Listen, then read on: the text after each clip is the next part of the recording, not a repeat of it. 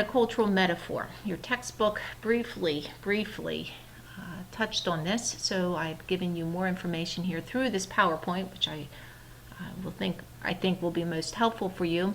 Is a metaphor. Remember what a metaphor is. It's a comparison, analogy, not using like or as the old English definition is, but a comparison or a phenomenon within a culture. So when you think about a culture or the country of Spain, what do you think about? What comes to mind?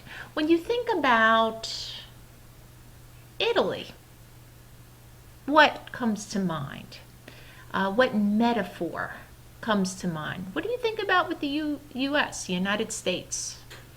So that's what we're looking at. And in your paper, you're going to be choosing a nation, a country, a culture, not the U.S. You're going to do research on it, and then you're going to write about a metaphor, a cultural metaphor within that country. To define a cultural metaphor, it's any activity. It could be any activity, phenomenon, an institution in which members of that particular culture can emotionally, and cognitively identify with. So with the heart and with the mind, they identify with this particular phenomenon. Not everybody, but that's the metaphor, comparison.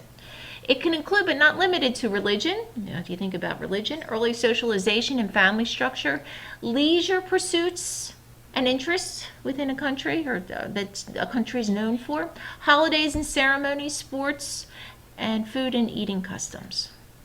Cultural metaphors reflect the underlying values of the culture. Some examples of national cultural metaphors: the Japanese garden. That is known as a metaphor within Japan. The Chinese family altar. And with the U.S., American football. So we could use that as a basis. So when you think about how American football is a metaphor for the U.S., there's other metaphors for the U.S., but this is probably the most prevalent for the United States. Ways to study national cultures include reviewing a nation's literature and art, cross-cultural surveys, such as values of individualism and assertiveness, cultural orientations toward this phenomenon. We covered Hofstede's dimensions of cultures, which is an excellent way of studying in depth of a culture. However, when you are an individual, a business person, or you're visiting a culture quickly or another country, you may not be able to do research and study that particular culture. So a cultural metaphor offers a quick, efficient, and easy way to understand this particular culture. It's a good basis for an individual. For instance, you're traveling to Spain and you want to engage in conversation. Small talk. You think about the metaphor, and perhaps that would start small talk or engage in conversation you would engage in conversation with this other individual. So let's think about American football. It's the most popular sport in the United States. It's so popular that, to the extent that we have Super Bowl Sunday, and it is said that it is more significant than Christmas. Because there's more family or social gatherings during this time.